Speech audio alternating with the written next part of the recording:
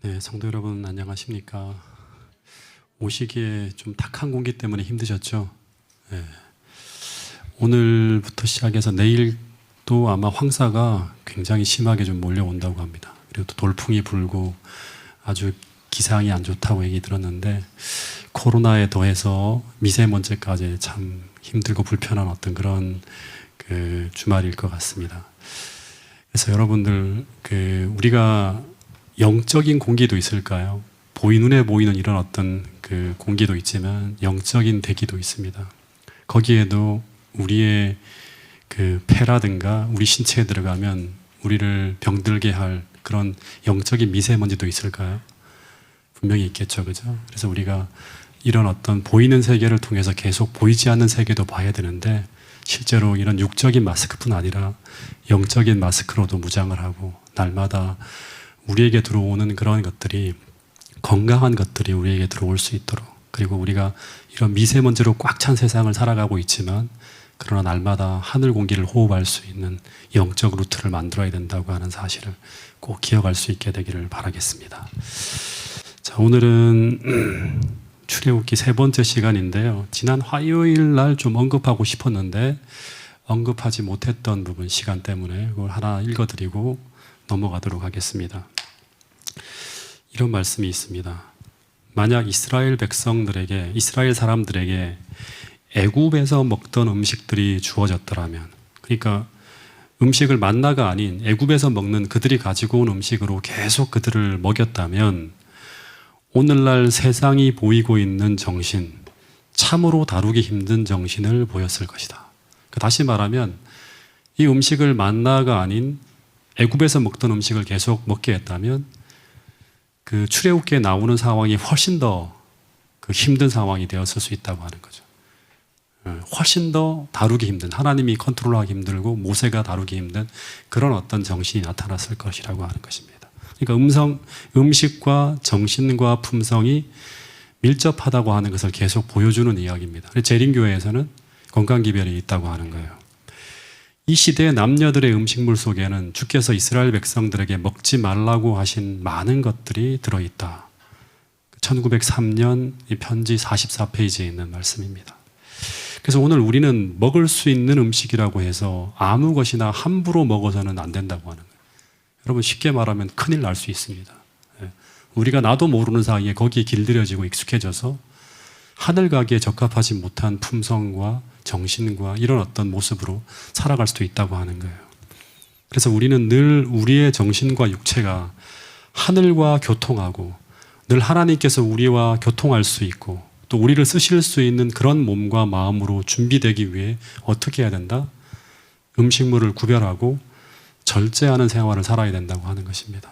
여러분, 우리가 많이 다루고 있지 않은 그런 부분들인데, 여러분 다시 한번 이 출애굽 16장 이야기를 우리가 공부하면서 만나를 통해 우리에게 주신 귀한 기별들을 우리가 중요하게 생각하며 그 교훈들을 우리의 생애 속에 실천할 수 있게 되기를 바라겠습니다. 다시금 이제 돌아가서 출애굽기 16장에 보면 이제 애굽에서 애굽에서 나온 지 한 달이 되는데 이제 준비해온 양식이 떨어지기 시작했고, 그러면서 어떻게 했다? 이제 위기가 오니까 이제 하나님을 바라보는 게 아니라 오늘 우리 김경희 집사님 기도 가운데 나온 것처럼 자꾸 환경을 바라보는 거예요. 그러면서 어떻게 한다? 염려하기 시작하다가 드디어 모세를 원망하는 일이 벌어지기 시작했다고 말씀을 드렸습니다. 양식이 아직 떨어지지 않았음에도 불구하고 이 사람들은 어떤 생각을 하는가 하면, 환경을 보니까, 하나님을 보지 못하고 환경을 보니까 굶주림이 이르러 올 것 같은 거예요. 예. 그리고 그렇게 되면 내가 정말 사랑하는 자녀들이 고통을 당할 것 같아요. 그러면서 걱정하고 불행해하고 있었다고 하는 것입니다. 여러분, 또다시 이야기하지만 당시 그들은 하나님으로부터 완벽한 돌보심 속에 지금 광야의 길을 지나가고 있었어요. 완벽한 도우심을 통해. 그리고 하나님께서 그들을 돌보고 계신다는 증거가 도처에 펼쳐지고 있었습니다. 이제 그들이 너무 연약하다 보니까 하나님이 직접적으로 내가 너희를 인도하고 돌보고 있다고 하는 증거로 구름 기둥과 불 기둥을 앞세우고 그들을 쭉 인도해요. 그리고 그 구름 기둥과 불 기둥을 따라갈 때 그들은 홍해를 건너면서 벌어지는 놀라운 이적을 경험했어요. 그리고 쓴 물을 단물로 바꾸어 주시는 도움을 받았고, 그리고 그들을 엘림이라고 하는 물샘 곁으로 인도하시며 끊임없이 그들을 돌보며 사랑으로 인도하고 계심을 계속 보여주고 있는 그러한 증거들을 보여주셨어요. 그럼에도 불구하고 그들은 그 모든 것을 하나님의 돌보심과 보호하심의 증거로 연결시켜 보지 못하고 있었다고 하는 거예요. 이게 정말 참 안타까운 거예요. 근데 우리도 이럴 수 있을까요? 우리도 이러고 있습니다. 우리가 정말 날마다 기도하면서 영성이 회복되지 않으면, 다시 말하면 성령의 언약이 우리의 눈에 발려지지 않으면, 우리가 묵상하며 기도하고 살아가고 있지 않으면 우리도 이럴 수 있다고 하는 거예요. 하나님께서 우리를 돌보시고 있다고 하는 증거가 넘쳐나고 있는데도 불구하고 우리는 그것을 전혀 못 느끼면서 불평과 원망 속에서 매일매일 하루하루 메마른 광야길을 걸어가는 것처럼 그렇게 신앙생활을 할 수도 있다고 하는 것입니다. 즉 쉽게 말하면 이런 거예요. 순리대로 잘 되어가고 뭔가 내가 원하는 대로 일이 풀려나갈 때는 그것을 하나님의 보호하심의 증거라고 생각하지만 뭔가 조금만 어려움이 찾아오면 그 모든 것을 부정해버리고 현재 벌어지지도 않는 불행을 과장되게 생각하면서 어둠에 갇혀버릴 수 있다고 하는 것입니다. 그러면서 나오는 말이 뭐예요? 계속 죽겠다고, 살고 싶지 않다고 하면서 현재 벌어지지 않은 일을 실제 당하고 있는 것처럼 고통을 당하면서, 그러면서 원망과 불평을 쏟아내면서 믿음이 무너지게 되는 것이죠. 근데 실제 이스라엘 백성들의 패턴이 이런 패턴을 따라가고 있었어요. 그러면서 이 믿음이 무너지면 어떻게 될까요? 그 다음에 벌어지는 게 뭐냐 그러면 사단이 원하고 바라는 방향으로 우리가 끌려가기 시작한다고 하는 거예요. 이건 분명한 공식입니다. 여러분, 긍정적인 사고방식이라고 하는 말이 있는데 저는 그렇게 썩 좋아하는 건 아니에요. 약간 인본주의적인 냄새가 나서. 근데 이것이 믿음과 같은 것은 아니지만 믿음을 가진 사람들은 대체적으로 긍정적으로 사고하게 됩니다. 그러니까 우리가 긍정적으로 생각해야지 하면서 마인드 컨트롤 하는 게 아니라 믿음을 가진 사람들은 대부분 어떻게 한다? 대체로 긍정적으로 사고하게 된다고 하는 거예요. 왜 긍정적으로 사고를 하게 되는가 하면 믿음이라고 하는 것은 하나의 이론이 아니에요. 실제예요. 실제로 우리가 산 믿음을 우리가 소유했다고 하는 것은 무엇인가 하면 하나님께서 나를 돌보시고 있다고 하는 것을 전제로 나의 모든 상황을 바라보고 인식합니다. 그런 사람을 가지고 믿음을 가진 사람이라고 합니다. 그래서 믿음을 가진 사람은 모든 상황 속에서 하나님을 개입시켜 생각을 해요. 그래서 실제로 가장 어둡고 힘든 때 갈렙과 여호수아처럼 어려움 속에서도 절망하지 않고 긍정적인 생각을 가지고 상황을 판단하면서 백성들을 인도하려고 하는 거예요. 더하여서 믿음을 가진 사람들은 정확하게 말하면 믿음을 활용하여 살아가는 사람들이에요. 제가 믿음을 가진 사람이라고 하면 우리가 일상적으로 생각하는 사고 속에서는 이게 믿음을 가진 사람이라고 하는 게 제대로 우리의 인식이 안 돼요. 제가 더 정확하게 표현하면 믿음을 활용하며 살아가는 사람들이에요. 그 사람들은 계속 성령의 인도하심 속에 살아감으로 말미암아 어려움 속에서도 하나님의 돌보심의 증거들을 계속 찾아냅니다. 하나님이 지금 이렇게 이 순간에도 우리를 이렇게 돌보고 있어. 이것이 바로 뭔가 우리로 하여금 긍정적인 사고를 하게 만드는 거예요.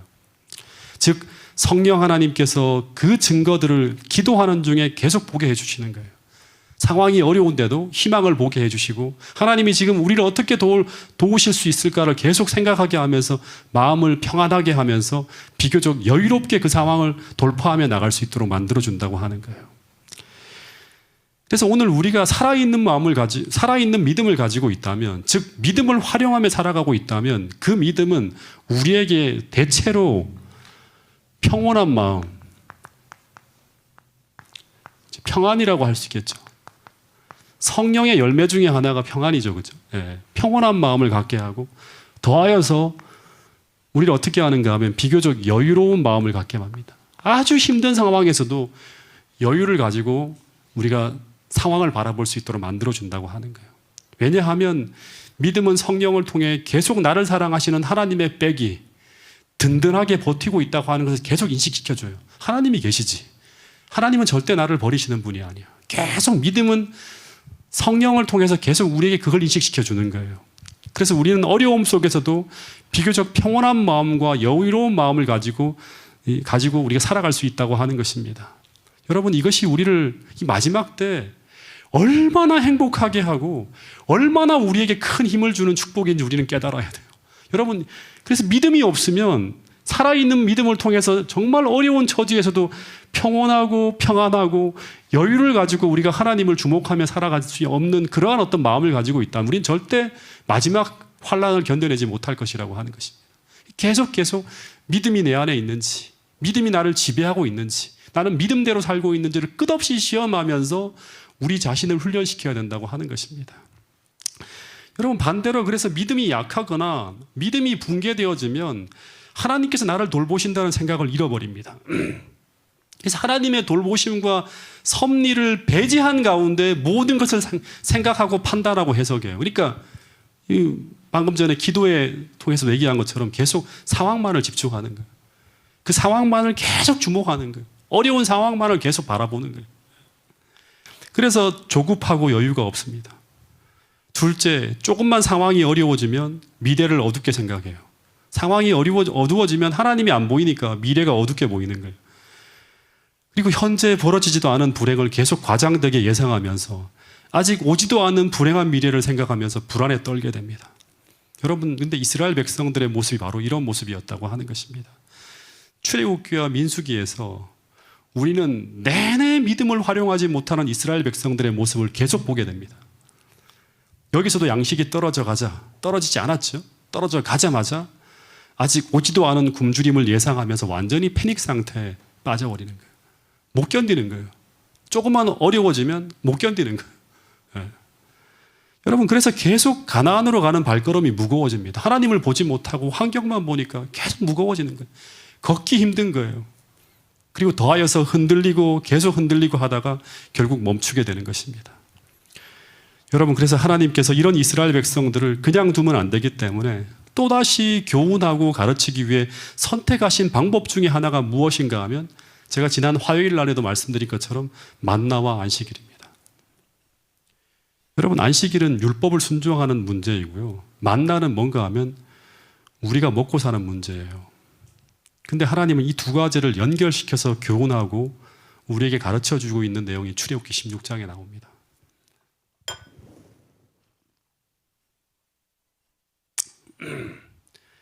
출애굽기 16장 4절에 보면 그때 하나님께서 모세에게 이르시기를 양식을 걱정하면서 막 힘들어하는 이스라엘 백성들에게 이제 누가 이 문제를 해결하는가 하면 하나님께서예요. 그리고 어디에서 이 문제를 해결하게 하는가 하면 하늘에서 양식을 비같이 내리게 해서 백성들이 나가서 일용할 양식을 날마다 거둘 수 있게 된다는 놀라운 지시가 내려집니다. 여러분, 우리의 먹고 사는 문제는 하나님께 달려 있습니다. 이걸 진짜 믿어야 돼요. 식량의 문제는 해결이 안 되면 죽게 되는 문제예요. 절박한 문제입니다. 근데 그들이 처해 있는 환경은 어디인가 하면 광야라고 하는 곳이에요. 이 광야라고 하는 곳에는 어디에서도 양식을 구할 수 없는 환경에 그들이 딱 처해 있게 됩니다. 그래서 우리가 이제 이 광야 생활은 전부 다 하나님 백성들이 하늘 가나안으로 가는 것을 경험으로 이렇게 보여주는 거예요. 실물 교훈으로. 근데 똑같이 우리가 믿음으로 하나님의 율법을 지키면서 순종하며 걸어가다 보면 언젠가 우리도 이런 위기에 직면하게 될 수 있을까요? 네. 특별히 마지막 시대에 우리는 그런 위기 속으로 들어가게 된다고 예언의 신에 분명히 나와 있습니다. 그때를 위해 주신 말씀인데요. 되게 중요한 말씀 같아서 제가 전체를 좀 읽어드릴게요. 초기 문집에 있는 말씀이에요.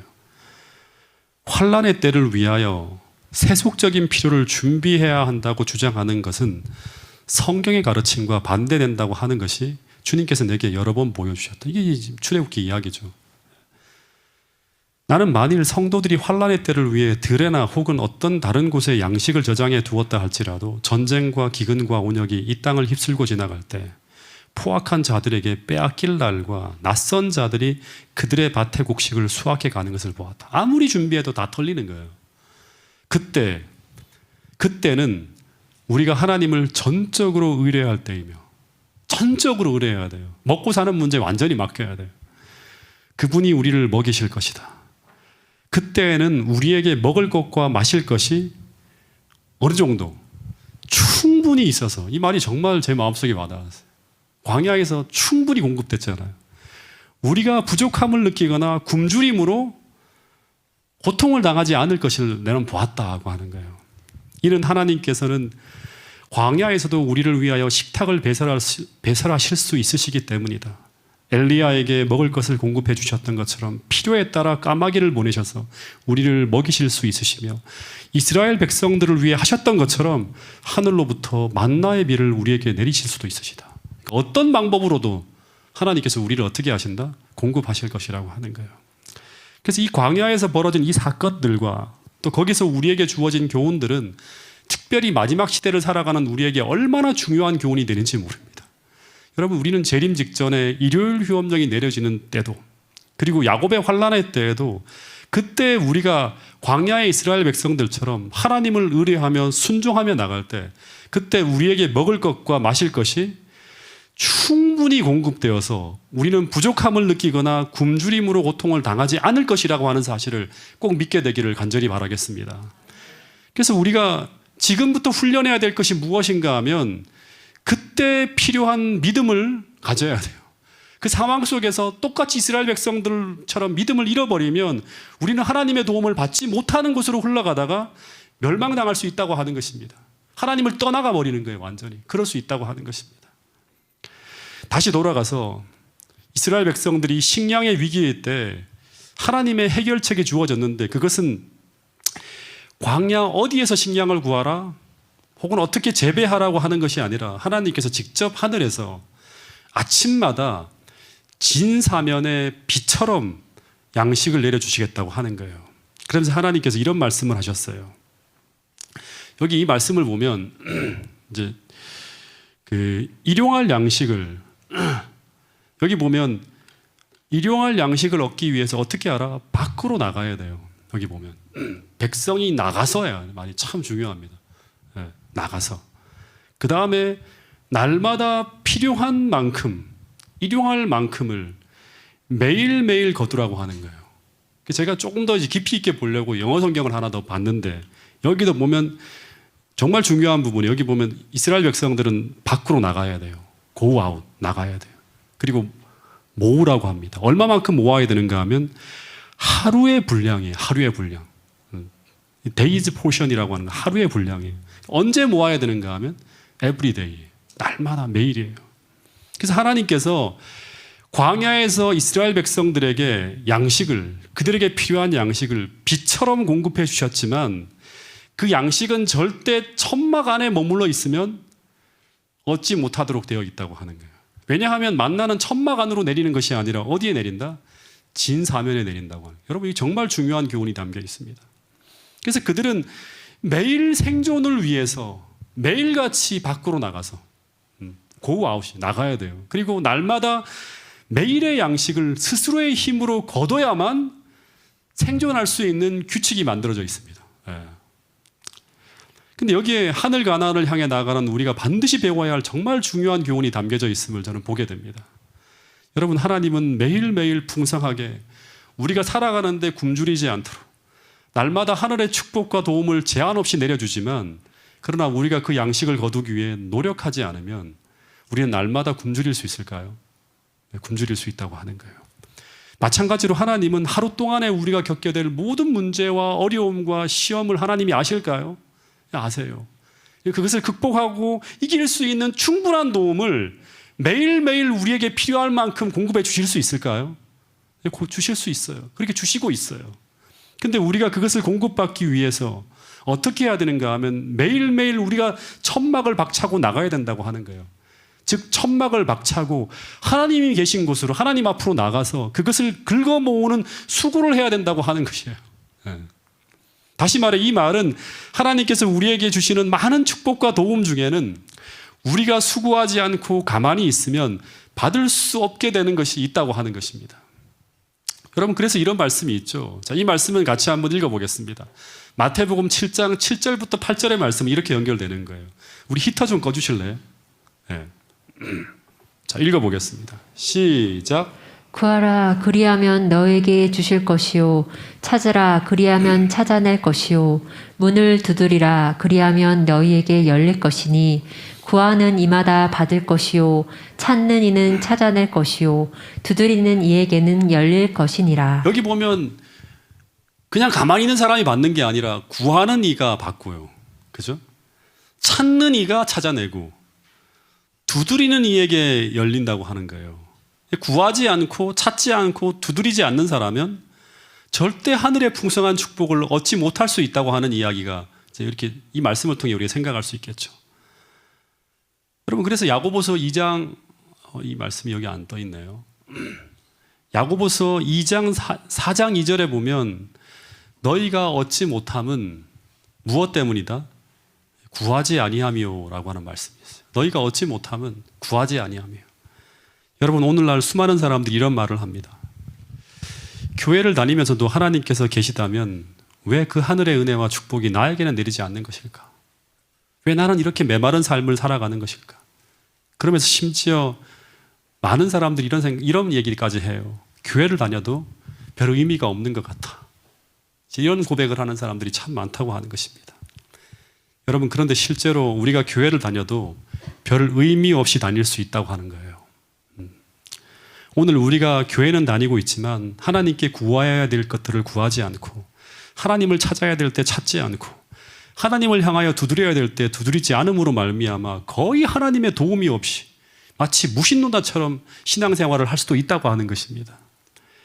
여러분, 출애굽기 16장 말씀을 통해 보면 하나님은 오늘 우리가 수많은 결핍과 문제가 편만한 그런 광야 같은 환경 속을 살아가고 있지만 그 결핍을 채우고 수많은 문제를 해결할 충분한 은혜와 도움을 오늘 우리가 살아가는 진 사면에 매일같이 충분하게 내려주실 수 있다고 성경은 이야기하고 있습니다.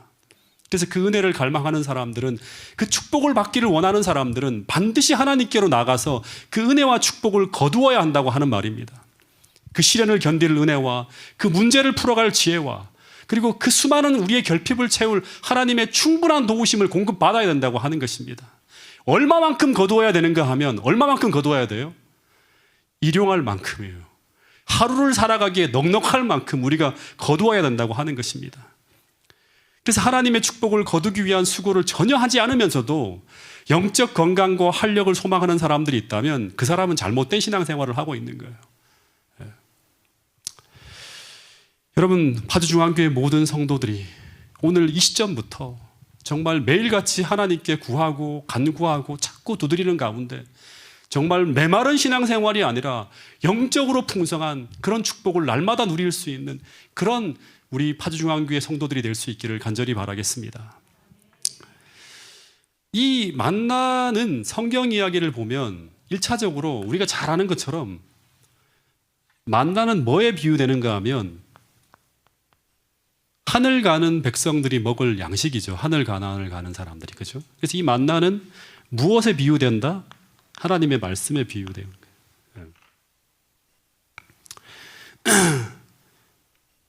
신명기 8장 2절부터 3절에 보면 이런 말씀이 나옵니다. 하나님께서 이 40년 동안 내게 광야 길을 걷게 하신 것을 기억하라. 한 후에 3절에 보면 너를 낮추시며 너를 줄이게 하시며 또 너도 알지 못하며 내 조상들도 알지 못하던 만나를 내게 먹이신 것은, 만나를 너에게 먹이신 것은, 이 만나를 40년 동안 먹게 한 것은 무엇을 가르치기 위함인가 하면 사람이 떡으로만 사는 것이 아니라 무엇으로 산다? 여호와의 입에서 나오는 모든 말씀으로 사는 줄을 내게 알게 하기 위해서 이렇게 하셨다고 하는 거예요. 다시 말해서 만나를 주신 이유는 사람이 떡으로만 사는 것이 아니라 하나님의 말씀으로 산다는 것을 깨닫게 하기 위해서 그렇게 하셨다고 하는 거예요. 그래서 이 만나는 1차적으로는 하늘로부터 오는 생명의 떡인 하나님의 말씀과 굉장히 유사한 면들이 참 많다고 하는 거예요. 그래서 오늘 우리가 이스라엘 백성들처럼 하늘 가나안을 향해 여행하는 하나님의 백성들이라고 하면 우리는 반드시 매일매일 이 생명의 양식인 이 만나를 구해야 된다고 하는 것입니다. 더하여서 늘 하루 필요한 양을 섭취해야지만 하늘을 향해 걸어갈 수 있는 영적 힘과 영적 건강을 유지할 수 있다고 하는 것입니다. 근데 오늘날 신앙하는 수많은 분들이 영적인 허약함과 나약함, 그리고 영적 질병에 걸려서 신앙의 힘을 잃고 있는 많은 이유 중에 하나는 무엇인가 하면 바로 이 만나가 충분히 우리에게 공급되지 않고 있기 때문이라고 하는 거예요. 그래서 제가 생각할 때 오늘날 수많은 그리스도인들이 뭐에 걸려 있는가 하면 이 영적인 영양실조에 걸려 있다고 하는 거예요.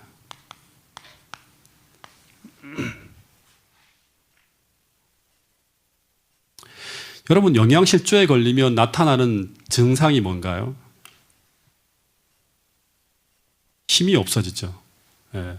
영양이 충분히 공급되지 않으면 근육도 줄고 하면서 결국에는 힘이 없어요. 그러니까 계속 누워있고 졸리고 피곤해요. 계속 아무것도 할 수가 없어요. 두 번째는 어떤 증상이 나타나오는가 하면 이 면역 기능이 급격하게 저하되어져서 질병에 걸릴 수가 있습니다. 이 질병에 저항하지를 못하는 거예요.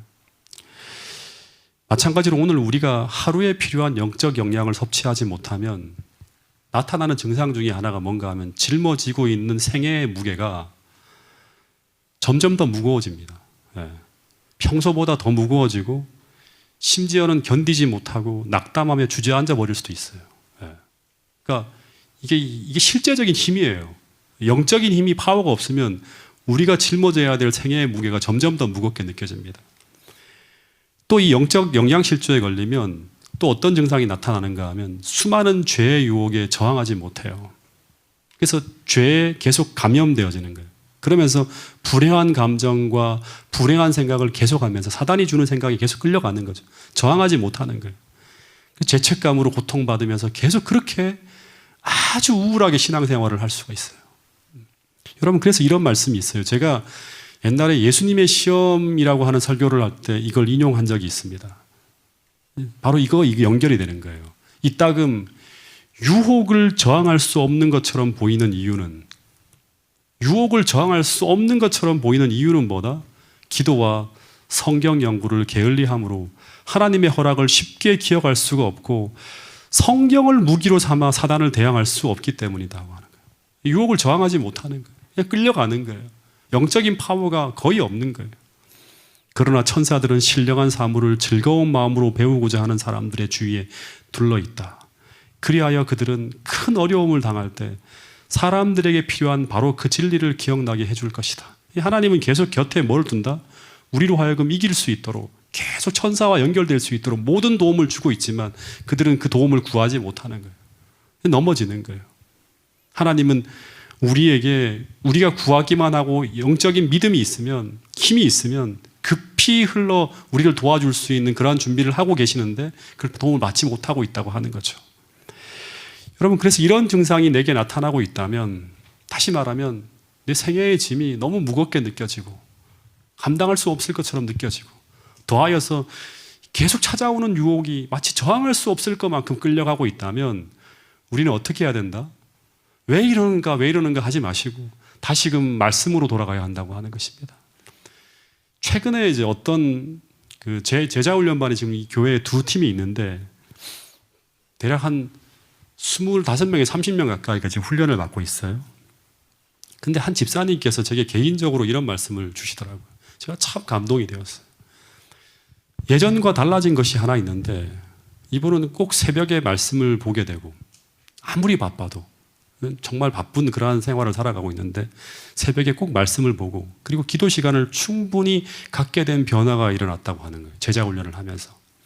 근데 그 변화가 어떻게 이제 본인을 바꾸는가 하면 이전에 자신을 불행하게 하고 고통스럽게 하던 많은 문제를 해결시켜 버렸다고 하는 거예요.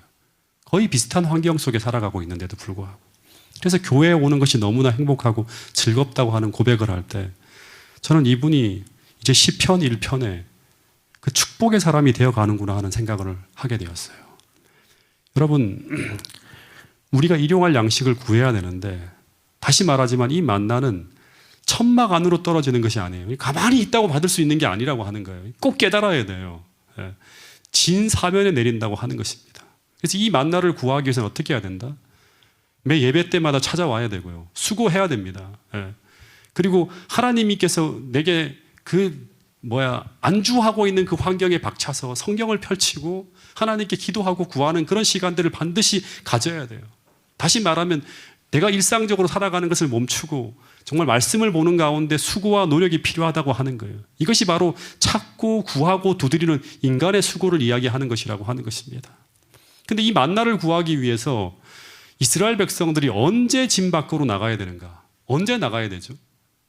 언제 나가야 돼요? 이 만나가 내릴 때 나가야 돼요. 출애굽기 16장 14절부터 21절까지의 말씀을 보면 14절에 보면 이 만나는 새벽 이슬과 함께 진사변에 내립니다. 새벽 이슬이 막 내릴 때 그때 진사변에 내립니다. 그러다가 이슬이 마른 후에는 이제 사람들이 이제 그걸 가방에 딱 담을 수 있었는데, 근데 21절에 보면 이 만나는 언제까지 존재하는가 하면 해가 나면 사라진다고 하는 거예요. 해가 탁 떠오르면 사라지는 거예요. 그래서 이 만나를 구하기 위해서는 어떻게 해야 되는가 하면 해가 뜨기 전에 아침 일찍 나가서 거두지 않으면 일용할 양식을 거두지 못할 수가 있다고 하는 거예요. 다시 말하면 해가 나서 막 뜨거워지기 시작하면 이미 만나는 다 녹아서 사라져 버립니다. 그래서 이스라엘 백성들은 아침에 일어나면 다른 어떤 일보다 뭐부터 할까요? 만나를 모으는 일부터 하겠죠. 이게 하나님의 훈련이에요. 일어나면 제일 먼저 하는 일이 뭔가 하면 만나를 모으는 일을 하는 거예요. 만나를 모으지 않으면 굶주릴 수 있어요. 하루 종일.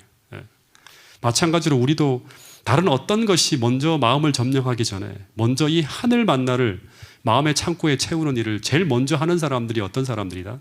하늘 가나안을 향해 걸어갈 때 정상적인 하나님의 도움과 힘을 경험하며 걸어가는 그런 그리스도인이 될 수 있다고 하는 거예요.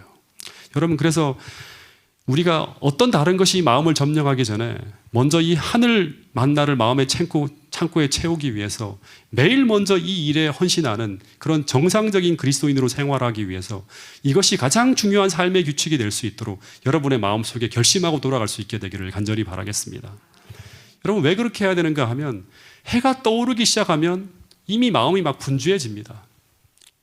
여러분, 제가 예언하는데 우리가 이런 시간 먼저 어떤 일을 시작하기 전에 이 만나를 먼저 모으지 않으면 우리는 하루 종일 말씀을 봐야지 하면서 미루다가 결국 늦은 밤, 어떻게 보면 가장 늦은 시간에 한두 페이지 말씀을 펼치다가 졸면서 그냥 자게 되는 그러한 일들이 계속 반복될 수 있다고 계속 여러분들에게 제가 지난번 예화 때도 말씀을 드린 것 같아요.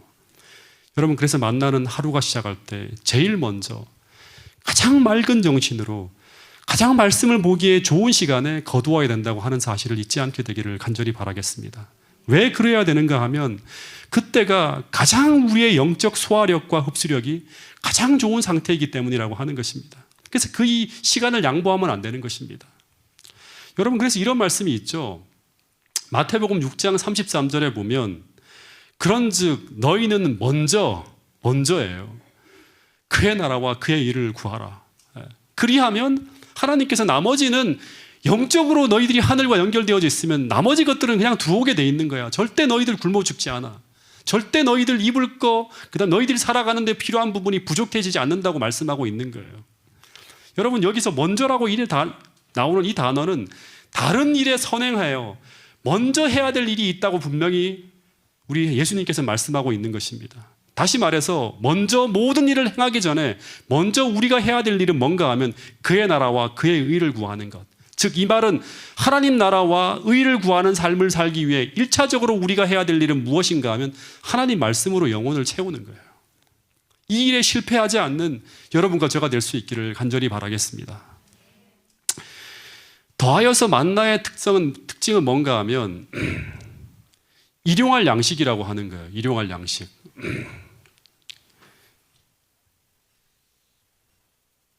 한 가지만 좀 더 할게요. 그래서 이건 하루 이상의 분량을 거둘 수가 없습니다. 그래서 여호와께서 16절에 보면 이같이 명령하시기를 너희 각 사람은 먹을 만큼만 이것을 거둘지니 너희 사람의 수요대로 한 사람의 한 오멜씩, 한 오멜은 대략 한 2.2리터 정도 된다고 합니다. 그래서 그 장막 안에 있는 사람들을 다 생각해서 1인당 한 오멜씩 거두라고 하는 거예요. 근데 17절에 보면 이스라엘 자손이 이같이 거두었더니 거둔 것이 어떤 집은 많기도 하고 어떤 집은 적기도 하나 오멜로 되어 본즉 많이 거둔 자도 남음이 없고 적게 거둔 자도 부족함이 없어 각 사람이 먹을 만큼만 거두었더라. 그러니까 하루 동안에 충분하게 먹을 양식이 충분하게 공급되어진다고 하는 거예요. 근데 19절부터 보면 모세가 그들에게 이르기를 아무든지 아침까지 그것을 남겨두지 말라 하였으니 그들이 모세에게 순종하지 아니하고 더러는 아침까지 두었더니 벌레가 생기고 냄새가 난지라 모세가 그들에게 노하니라 하는 거예요. 그러니까 이 말은 무슨 말인가 하면 만나의 특성은 이틀 보존이 안 된다고 하는 거예요. 그래서 이 만나는 매일매일 하루의 분량을 공급받아야 된다고 하는 것입니다. 이것을 영적으로 적용하면 우리가 하루에 많은 양의 말씀을 보았다고 해서 이틀 살기에 넉넉한 은혜가 공급되어지는 것은 아니라고 하는 것이죠. 혹시 지적으로는 좀 더 많이 채워질 수 있을지 모르지만 우리가 하루를 살아가기에 필요한 힘은 매일매일 충전해야지만 우리는 영적 건강을 유지할 수 있다고 하는 거예요. 이게 정말 중요한 교훈입니다. 여러분 이것이 만나가 가르쳐주는 아주 중요한 영적인 교훈이에요. 과거에 어떤 기적을 체험했다고 해서 심지어 홍해가 갈라지는 특별한 경험을 하고 마라의 쓴물이 단물로 바뀌어지는 경험을 우리가 했다고 하더라도 그것은 영속되어지는 것이 아니라고 하는 것입니다. 다시 말해서 우리가 오늘 하루 살아가기에 필요한 양식을 구하는 일에 실패했다면 우리는 이스라엘 백성들처럼 광야 길을 걸어가는데 어려움을 겪을 수 있다고 하는 거예요. 힘이 들어요. 네. 여러분 또 하나 14절에 보면 이 만나가 내릴 때 이 모세가 처음 본 모습이 소개되는데 이 만나는 이슬이 마른 후에 광야 지면에 아주 작고 둥글며 서리같이 세미한 것이 있었다고 합니다. 그러니까 이 만나의 모양은 작고 둥글고 서리 같은 것이에요. 서리 같은 색깔, 서리는 색깔이 어떤 색이죠? 흰색이죠, 그죠? 그러니까 아주 희고 미세하고 그 모양은 작고 둥글었다고 합니다. 근데 민수기 11장 7절부터 9절에 보면 조금 더 구체적으로 모세가 얘기를 하는데 이 만나는 가시 같고 모양은 진주와 같은 것이라고 합니다. 이 가시는 고수풀 씨앗이라고 합니다.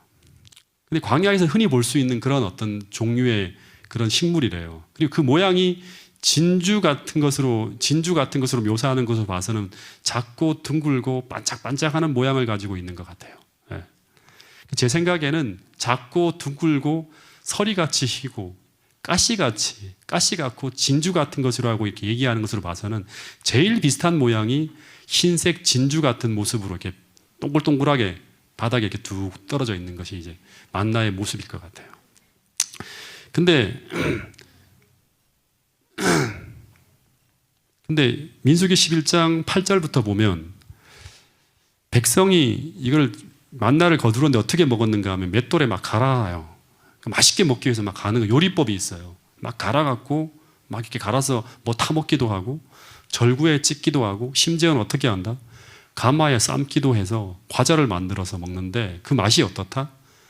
기름 섞은 과자 맛 같았더라고요. 그러니까 고소한 전병 같은 그런 맛이 나는가? 이게 이제 만나예요. 되게 맛있어요.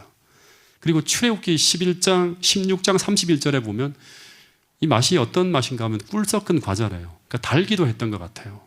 그래서 만나는 제가 당시 제가 이스라엘 백성으로 제가 이 만나를 먹었다면 정말 맛있는 음식이었을 것 같아요. 근데 이스라엘 백성들은 민수기 11장 5절부터 6절에 보면 이 만나만 가지고선 못 살겠다고 이 만나의 맛에 질렸다고 하면서 도저히 못 먹겠다고 하면서 막 불평하는 이야기가 나옵니다. 여러분 이것은 하나님께서 맛없는 음식을 주셨기 때문이 아니라 이들의 입맛이 애굽의 입맛에 길들여져 있었기 때문에 불평할 수밖에 없었다고 하는 거예요. 여러분 하나님은 무조건 인내하고 견디며 살아가라고 하시는 것이 아니라 하나님은 우리가 행복하게 살기를 원하십니다. 매 식사할 때마다 맛있고 즐겁고 행복하게 식사하기를 원해요. 더해서 하나님은 맛있고 행복할 뿐 아니라 건강하게 생애하기를 소망한다고 하는 거예요.